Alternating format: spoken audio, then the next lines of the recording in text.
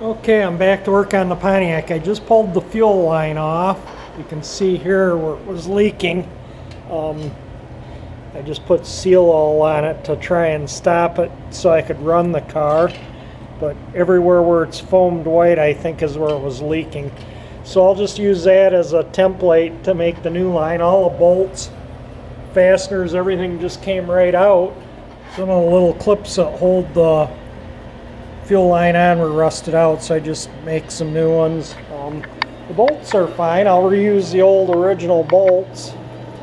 Nothing wrong with them. Alright, well, I got the new fuel line on. I don't know if you can see that or not, but it's all routed where it originally was. And it's screwed with the original type of clips. And no more fuel leaks. I got kind of screwed along under here as I go, so sorry if the camera's all jerking around.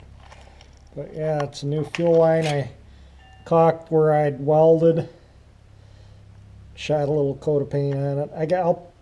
I'm gonna scrape all the frame and wire wheel it and scrape out anything that's loose and give it a shot of paint so it looks nice. But I just kind of gave the fuel line a quickie so it wouldn't rust and or corrode or anything. But we'll get the rest of the floor pans cleaned up and painted. I seam sealed and painted on that side over there too. You can see the exhaust system there a little bit. It's still got some rust on it, but it's it looks pretty decent. I think it'll be fine once it's all cleaned out, and just shoot a thin coat of matte black paint on it. I don't want to put it on too thick, just enough to make it look pretty is all it needs. The undercarriage is in pretty good shape on this car. So it's just a little bit of what I've been doing, and the fuel line that's under the hood I'll replace after I get the car off the jacks. It's just too high. I don't want to scratch the fender leaning over it. So the fuel line that's under the hood is right there, and that runs on the chassis. It goes to the pump. There's a hose between the chassis and the pump, and then there's a steel line that goes down along the chassis, and kind of show you why it's two pieces of fuel line. So it comes off, it comes off the chassis. My light's tangled up. Comes off the chassis right here, goes into a piece of hose, and then goes into the line that's on the body. So that way you don't end up with a fatigued line from the body and the chassis flexing. Everything's on these cars, the engine's rubber mounted, the chassis, the body to the chassis is rubber mounted, so you get a little bit of flexing and twisting and whatnot, and that just prevents the line from fatiguing with a little bit of hose there. But the fuel lines on, you can see the little let's see here. So it's hard to see in the camera right now, but made a little clip right there. Made all new clips. Use the old fasteners, but new clips. It looks like I got a little paint up in there, but yeah, it looks pretty darn nice. So that line was rusted out where the clips, everywhere where there was a clip is where they were kind of rusted out. Alright, while I'm working on the car underneath, before I get the tires broke down, probably pull the front tires off now. I'm going to replace these, and I'll probably just take the front tires off and take the bolt cutters, snip that'll drop out, and then I got new ones to put in there. You can see the rubber's pretty bad. They're common things to need replacing on these, on any car, not even old cars, but just any car. So I am going to replace those. Alright, got the old one out. Going to put the new one in. Cleaned all the surfaces and everything up, so it's ready for the new one. Alright, got the new sway control bushings in. There's the new, and there's the old. So just plugging away at the little odds and ends that need to be done. Just getting the little things. That one's done too. So I got all the tires pulled so I can take them to the tire store tomorrow and get them broke down and start cleaning on the wheels. But it's coming along good. I just wanted to get some of all that little nickel and dime stuff that's got to be done that I've been kind of putting off doing the major stuff like the body work and the painting. So now I'm just going back and taking care of those little odds and ends, and hopefully we'll get some good weather to where I can paint the wheels and the trunk pan. I think next Tuesday is going to be 50. That'll be fine to paint the wheels.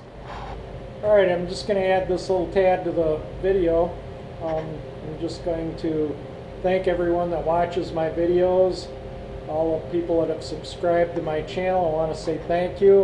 The money that I've earned from Google AdSense I'm going to use next week to go buy a new battery for the 59 Chevy. That's the battery that was in the 59 Chevy. It belongs to the Pontiac now. So I think I'll go buy the same battery because that's the one that topper I have fits on this battery nicely. So I'm going to get another one at Napa just like it, and then maybe I can get we get some nice weather in the next few weeks, I can get the Chevy out. But I think next week or the following week I'll do that. So thank you very much everybody for subscribing to my channel, watching my videos.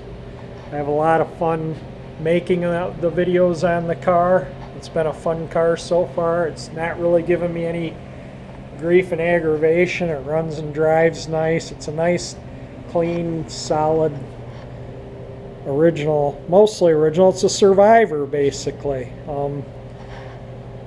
Yeah, it's it's an old 1960 Catalina that's survived for 57 years, and with a little bit of cosmetic work on the body and a little bit of mechanical work, which is basically new brakes, new water pump, the belts, the radiator, just odds and ends if you've been watching my videos. It's been a pretty decent go on the car. So hopefully tomorrow I can start sandblasting wheels and getting them ready for paint, and we get a nice day. I'll get them painted up and get the wide whites mounted up, and we're going to get this thing rolling here pretty soon. Like I say, I was painting well, I don't know if I said it, I sprayed the inner wheel wells a matte black, and they look quite nice. I haven't finished the rear. I gotta finish scraping loose undercoating in the rear, so I just get under there with my putty knife and a wire brush and a wire wheel and clean all the loose stuff I can off, and then just basically shoot it with a good rust resistant, like a Rust-Oleum matte colored black. I've had the best luck with that kind of stuff painting undercarriages and all the past cars I've done. And undercoating's kind of, it just makes a mess, and every time you work on the car you get it on you, and I'd just much rather paint the undercarriage. And I don't like glossy undercarriages, so that's why I'm using like a satin color. And I think it's gonna, once those new wide whites are on there, it's gonna look amazing. Not gonna look in and see gold overspray on the inner wheel wells or anything. And so maybe tomorrow when I'm getting the wheels broke down, I'll run to the auto parts store and get a clay bar so I can start cleaning the paint up here and there. I don't really want to start wheeling and waxing until I get the trunk painted, because if I get some overspray on the body, it'll come off when I buff it. But there's these marks on the paint, and a clay bar and some buffing, and that'll all come up. It'll look good. So yeah, I'm just waiting on the upholstery for the seat, and we're getting to where it's going to be pretty soon. It's going to be nice weather for cruising, and we'll take the car out for a nice ride, take it to some car cruises. Again, thank you everyone for watching my videos and subscribing to my channel. And if you haven't subscribed to my channel and you enjoy watching my videos, hit the subscribe button. Keep keep an eye out for what I'm doing. I don't know, maybe if I sell this car in the future, maybe I'll keep my eye out for another car. I think it'll be pretty hard to find another car this age that's actually this solid at the price I got this thing for. It's just, I just don't know. I don't think I'd find another car like this.